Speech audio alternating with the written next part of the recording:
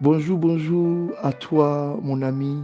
Bonjour, bonjour à toi, auditeur du monde entier. Shalom à toute la communauté des églises Rehoboth.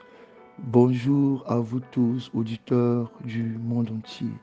Pasteur Nathan de l'église Rehoboth Communauté de Paris. Que le Seigneur vous bénisse. Qu'il fasse lui sa face sur vous. Qu'il vous accorde la grâce, qu'il vous accorde son amour et qu'il ouvre au-devant de vous en cette journée les portes qui longtemps sont restées fermées et vous ont résisté. Le Seigneur ouvre pour vous avec largesse son bon trésor. Vous recevez en abondance. Vous guérissez réellement. Il vous fait croître, il vous fait aller en avant, il vous fait monter, il vous positionne, il vous élève, il vous nettoie, il vous purifie, il vous fait toutes ces choses bonnes pour vous disposer et vous mettre dans la course de votre destinée. Que sa grâce, que son amour, que sa paix soit avec vous multipliés au nom de Jésus. Amen, amen, amen. Nous sommes aujourd'hui le lundi 18 mars 2024. Et pour rappel, le thème de ce mois, c'est imiter leur foi. Et la semaine dernière, nous avons vu quelques modèles de femmes de foi qui nous ont inspirés par leur persévérance, par leur obéissance, par leur prière, par leur grande foi. Et cette semaine, notre thème, c'est une jeunesse dédiée. Une jeunesse dédiée. Et pour ce faire, nous allons aller dans le livre de Genèse, le chapitre 39, dans le verset 9, pour lire la parole de Dieu qui nous permettra de soutenir notre thème de ce matin qui est refuser de pécher. Refuser de pécher. Genèse chapitre 39, verset 9.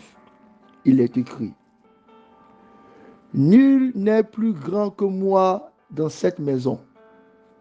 Et il, parlant de Potiphar, ne m'a rien interdit qu'à toi, parce que tu es sa femme. Comment ferais-je un aussi grand mal et pécherais-je contre Dieu? Bien-aimé, c'est Joseph qui parle. C'est Joseph qui, après avoir été vendu, après s'être éloigné de la maison de son père, arrive dans la première expérience de servitude. Et là, le Seigneur est avec lui. D'esclave, il devient chef des esclaves. Il a la capacité de partir, gérer, administrer la maison de son maître, Potiphar. Et la femme de Potiphar, une Égyptienne, finit par jeter les regards sur Joseph, finit par vouloir l'attirer, le séduire, et elle cherche à avoir des rapports et des relations secrètes et intimes avec Joseph. Et c'est Joseph qui répond à cette femme.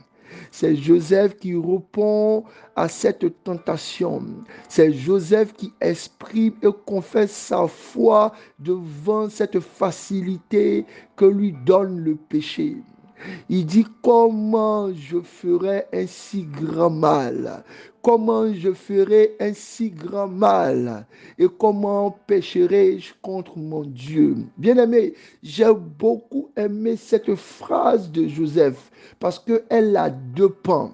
Joseph dit d'abord une première chose: la morale, même pour ceux qui n'ont pas de foi, même pour ceux qui n'ont pas de Dieu, il y a la morale. Est-ce que la connaissance du bien et du mal existe? Est-ce que ta conscience fonctionne toujours? Est-ce que les règles de la société sont devant toi? Et ce que le monde a appelé bien qui est mal, qu'est-ce que te dit ta conscience? Et il dit: l'alignement de ce que tu me demandes ne répond pas à la conscience que j'ai. Je ne peux pas faire le mal.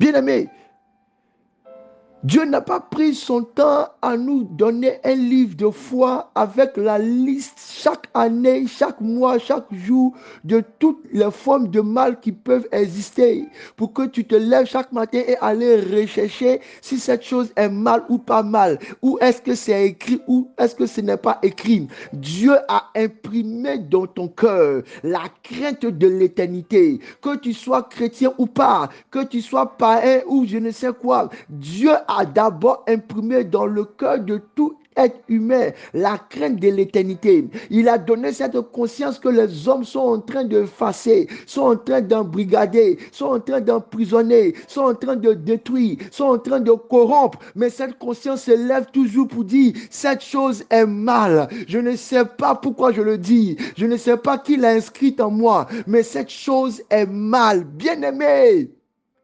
Tu ne veux pas aller retrouver dans la Bible que boire 7 litres de Coca-Cola, c'est mal pour ton corps. Mais il y a quelque chose dans ton corps. Il y a une loi dans ton corps. Il y a une loi dans ton âme. Il y a une loi de ton esprit qui va te dire que cela est mal. Il y a des chrétiens qui, jusqu'à aujourd'hui, sont en train de se battre, entrer en conflit pour dire ce n'est pas écrit, donc ce n'est pas mal. Bien-aimé, ça n'a pas besoin d'être écrit dans la Bible pour que ça soit mal. Qu'est-ce que Dieu a imprimé dans ton cœur? Vous savez, ce qui peut ne pas être mal pour ton frère peut être mal pour toi. Vous n'avez pas les mêmes gènes, vous n'avez pas le même esprit, vous n'avez pas les mêmes conditions. Il peut être mal pour toi seulement de ne pas réviser tes leçons chaque soir, alors que pour quelqu'un d'autre, ce n'est même pas un mal. Bien-aimé, ce matin, je veux parler de la définition du mal et de ce grand mal qui existe dans le cœur de tout humain. Et même si la femme de Potiphar venait à lui dire que tu penses que c'est mal, mais chez nous ici en Égypte, chez nous ici chez les païens, chez nous ici chez les méchants, chez nous pour ceux qui sont perdus et qui vont aller dans le feu, ce n'est pas mal, on est habitué, ça ne fait rien. Joseph dit, hey, est-ce que je vais pécher contre mon Dieu? C'est là la deuxième barrière que Joseph nous montre.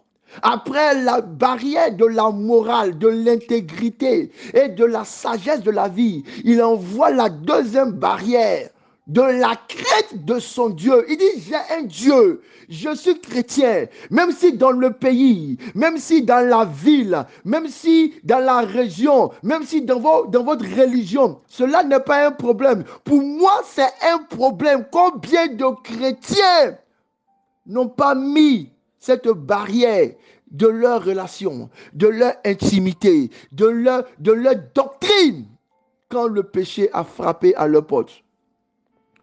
Et ce matin, le Seigneur veut donner un conseil.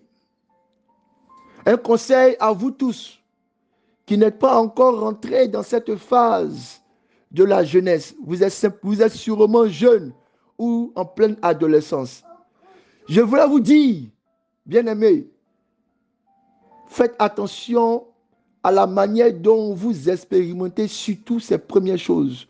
Pour vous, mes petits frères, pour vous, mes amis, qui en pleine puberté, qui en pleine adolescence, entendez vos amis, vos frères, vos camarades dans les écoles, vous parlez de leur première expérience sexuelle et de tout ce qui peut tourner autour du sexe. Faites attention, pour nous les chrétiens, la première chose, la première action a une importance et une réalité spirituelle. Ne courez pas, ne soyez pas pressés. Même si dans vos livres, même si vos éducateurs vous donnent une autre science, voici la barrière de Dieu. Pour nous qui sommes dans la foi, Joseph donne ce modèle. Je ne ferai pas, je ne pécherai pas contre mon Dieu.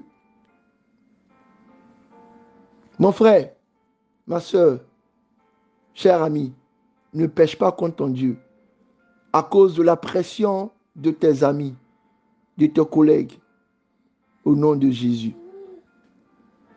Le Seigneur veut nous donner un avertissement à nous qui sommes jeunes, nous qui sommes dans cet âge de la jeunesse, qui avons peut-être quitté le nid familial. Nous sommes quittés chez nos parents, où nous avons la possibilité maintenant de sortir et de revenir, rentrer tard, partir, revenir tard. Nous pouvons aller à l'université, faire 2 jours. Nous sommes un peu libres. Bien-aimé, pour toi qui es jeune, fais attention, fais attention. C'est un avertissement. Tu dois suivre ce modèle de Joseph. Si Joseph, malgré qu'il ne soit plus sur le toit de ses parents, si Joseph, malgré qu'il soit si jeune et qu'il est devenu responsable dans la famille, vous tous qu'on appelle les jeunes cas dynamiques, qui avaient fini maintenant par prendre votre argent, votre bénéfice et commencer à aller dans les after-work qui se sont transformés maintenant en des rituels où vous finissez par vous cacher, à tromper vos fiancés. Bien-aimés, vous êtes jeunes. Joseph, malgré qu'il soit dans un territoire hostile, n'a jamais oublié qu'il était lié au Dieu d'Israël. Votre liberté, votre capacité à avoir votre propre argent et vos propres revenus ne doit pas vous faciliter à glisser, à trébucher dans le chemin du péché. Joseph, pour vous, doit être un modèle de probité, de sainteté, de persévérance et d'amour à votre Dieu. Et pour terminer, le Seigneur voulait faire un reproche à vous tous qui avez dépassé l'âge de la jeunesse. Regardez votre petit frère. Regardez votre Benjamin. Regardez comment est-ce qu'avec force, avec énergie, il a refusé d'aller dans la débauche. Et voyez-vous comment vous avez la facilité à glisser dans le péché. Je ne vais pas parler seulement du péché du sexe. Je vais parler de tout ce qui est péché, tout ce qui est contre la loi de Dieu. Si les gens qui sont jeunes, qui ont encore plus de vigueur, arrivent à canaliser les émotions, leurs passions, les sensations, arrivent à canaliser leurs forces, arrivent à se maintenir, qu'en est-il de vous, adultes, hommes et femmes, en qui Dieu a mis son sceau? Je prie au nom de Jésus que cette semaine où nous regardons ensemble le modèle de cette jeunesse qui s'est dédiée à mettre sa force au service de la maison de Dieu, à maîtriser ses pulsions, que pour toute notre église, du nouveau-né à la personne la plus âgée, nous ayons la force au nom de Jésus pour surmonter toute épreuve et pour démontrer notre aussi grande foi que nulle part ailleurs on ne pourra voir. Fils de Rehoboth, que la force de Dieu soit pour vous et qu'en ce matin, vous aussi, vous décidez de lever barrière contre toute forme de péché, de désobéissance et de violation au principe de l'Éternel. Bénédiction.